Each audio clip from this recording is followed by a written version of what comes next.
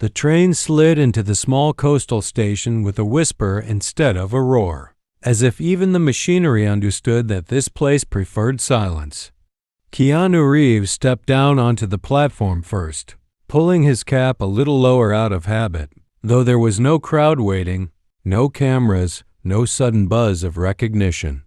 His wife followed, stretching her arms slightly, breathing in the cool, salty air that carried the distant rhythm of waves. Japan had a way of making even famous people feel small in a good way. They had chosen this beach because it wasn't famous. No postcard cliffs, no souvenir stalls lining the road, no tour buses. Just a thin ribbon of sand between dark, weathered rocks and a wide, patient ocean. A local innkeeper had mentioned it quietly, as if sharing a secret, and that had been enough. Schedules and polite smiles, they wanted a place where nothing was required of them. The walk from the station took about 20 minutes. Along the way, they passed narrow houses with neatly trimmed plants, bicycles resting against fences, and small shrines tucked into corners like thoughtful pauses in the landscape. The air felt clean, almost sharp, and each breath seemed to clear something heavy from Keanu's chest. His wife noticed it too. She squeezed his hand once, a silent agreement that this was already worth the trip. When the beach finally opened before them, it felt less like arriving somewhere and more like stepping into a painting. The sand was pale and smooth, marked only by a few footprints that the tide was slowly erasing.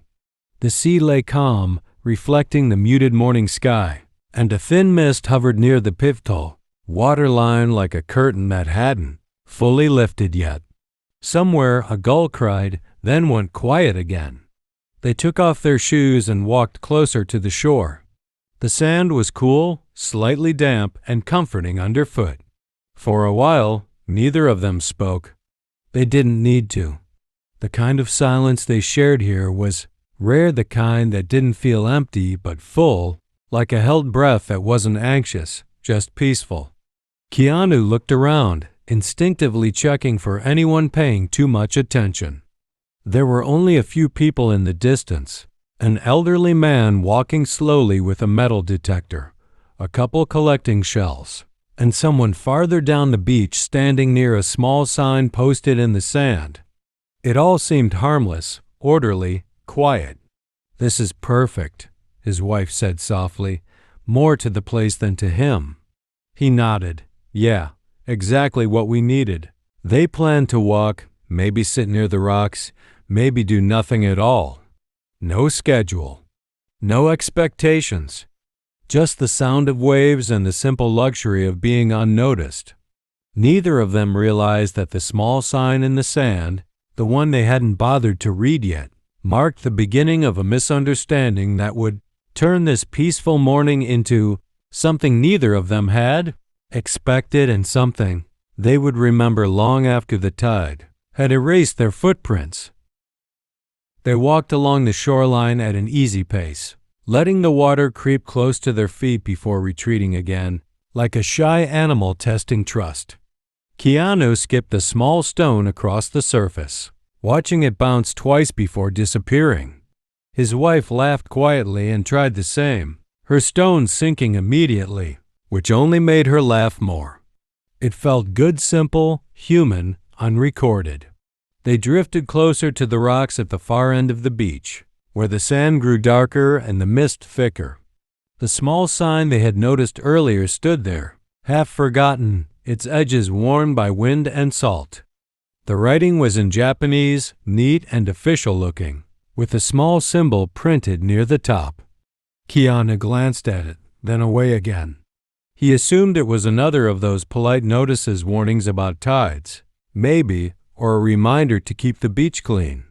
Nothing urgent. Nothing that felt like it applied to a quiet morning walk.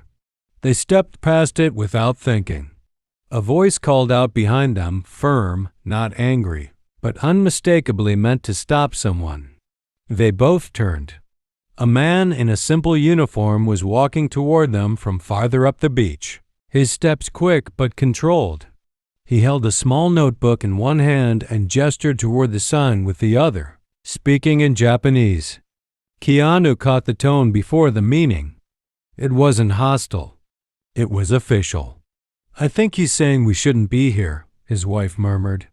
Keanu nodded and offered a small, apologetic smile, pointing back toward the open stretch of sand. "Sorry," he said slowly, the word carrying more hope than certainty. He gestured that they were just walking and would move back.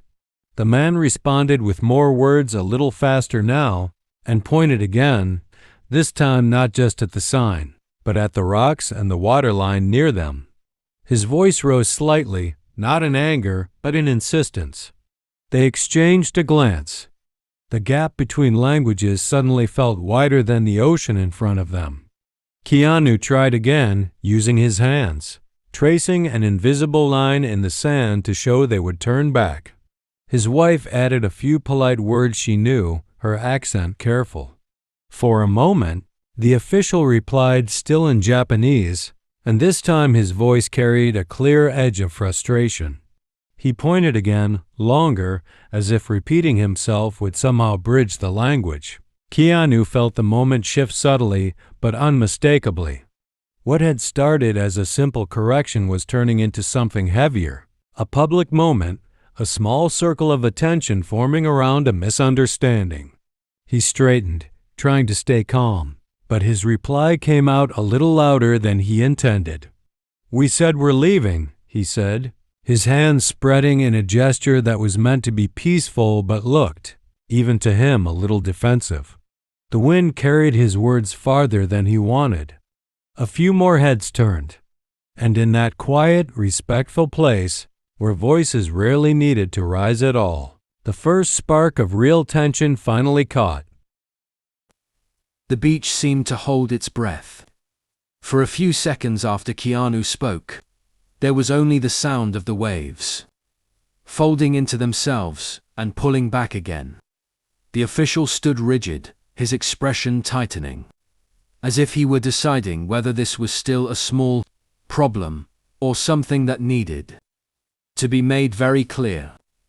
He said something again, in Japanese, short, sharp, and unmistakably firm, and pointed once more at the sign, then at the rocks, then at the narrow stretch of sand where they stood.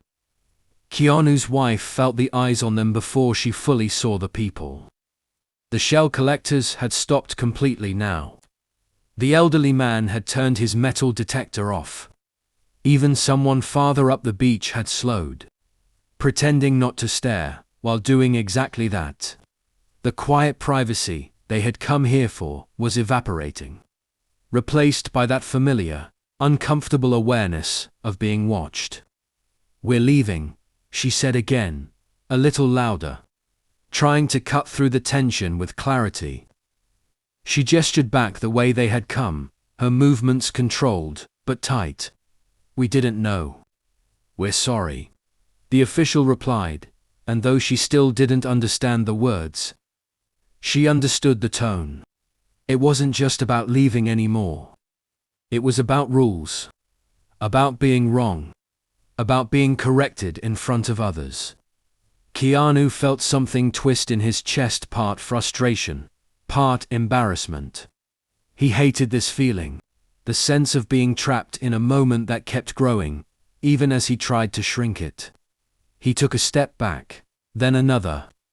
But the official moved with him, still talking, still pointing, as if the lesson had to be fully delivered before they were allowed to go.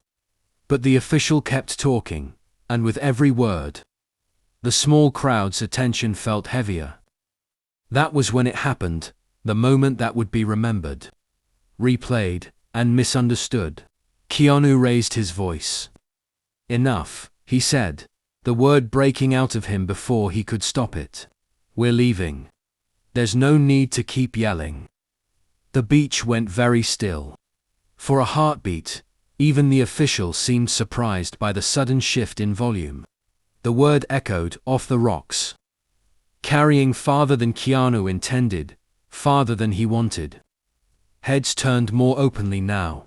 A few people stiffened. Someone lifted a phone, hesitated, then lowered it again.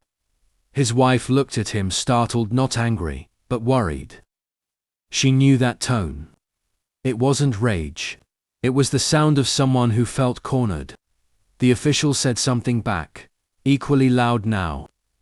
And for a brief, awful moment, the two voices cut across the calm morning like clashing waves. Not insults, not threats. Just raised voices, tangled in language and pride, and a simple misunderstanding that had grown teeth. Then, as quickly as it had flared, the realization hit them both at once. This was no longer private. The quiet beach had become a stage, and they were standing in the center of it, wishing they could rewind the last 30 seconds and choose silence instead. Silence that followed felt heavier than the shouting. Keanu lowered his hands slowly, as if he'd just realized they were clenched. His heart was still racing, the kind of fast, uneven beat that comes after adrenaline, not anger. Around them, the small group of onlookers pretended to return to their own worlds. But the air remained charged, thin and awkward. Like a room after an argument, no one knows how to leave. His wife exhaled, long and shaky. This got bigger than it needed to, she said quietly, more to herself than to anyone else. The official stood a few steps away now, no longer pointing, no longer moving forward. His posture had changed, too less rigid, more cautious. He said something in a lower voice, slower this time, and gestured again at the sign. But without the sharpness from before. Whatever he was saying, it sounded more like explanation than accusation. Keanu nodded, even though he still didn't understand the words. "I'm sorry," he said, pressing his palm lightly to his chest. Then gesturing back toward the open beach, "We didn't know. We'll go." For a moment, it seemed like that might finally be the end of it. Then a new voice entered the space between the calmer, carrying an authority that didn't need volume. An elderly man, the one who had been walking with the metal detector, had come closer. He spoke to the official first, quietly but firmly, and then turned to Keanu and his wife with a small, polite bow. In careful English, he said, "That area is protected today. There is a nesting site nearby. The sign explains, but only in Japanese." Everything clicked into place at once: the sign, the insistence, the refusal to just let it go. "Oh," Keanu said, the word coming out softer than he expected. He felt the tension drained from his shoulders, replaced by a dull, familiar ache of regret. "We didn't see that. We really didn't know." His wife nodded immediately. "We would never do that on purpose. We're sorry." The older man translated their words back to the official. The official listened, his expression shifting, not warm, not exactly forgiving yet, but no longer confrontational. He replied, shorter this time. The older man turned back. The official hesitated, then gave a small nod, in return. Not a smile, but not anger either. The crowd began to thin, interest fading now that the drama had dissolved into something quieter and more human. The shell collectors went back to their search. The distant figure near the water started walking again. Keanu and his wife turned back the way they had come, their steps slower than before. The beach was still beautiful. The waves were still gentle. But something in the morning had changed. Not the place, but them. They walked in silence for a while. "I hate that," I shouted. Keanu said finally. His wife slipped her hand into his. "I know, but we learned why. That matters." Behind them the tide continued, its patient work, already smoothing over the marks their feet had left in the sand. They walked until the sounds of the small crowd were gone, and only the sea remained, steady and unbothered by human misunderstandings. The sun had climbed higher now, thinning the mist and turning the water into a sheet of pale silver. The beach looked exactly the same as it had an hour earlier, and yet, to them, it felt like a different place. They stopped near a stretch of open sand and sat, shoes in hand, letting their toes sink into the cool grains. For a while neither spoke. The moment didn't need words. It needed space. Keanu watched the waves and thought about how quickly things could tilt, how a quiet morning could become a public mistake in a handful of sentences. "I keep replaying it," he said finally. "That second, when I raised my voice, I wish I'd just breathed." His wife leaned her shoulder against his. "Me too, but we didn't know. And when we did know, we owned it. That's not nothing." They sat with that for a bit. A few birds skimmed the waterline.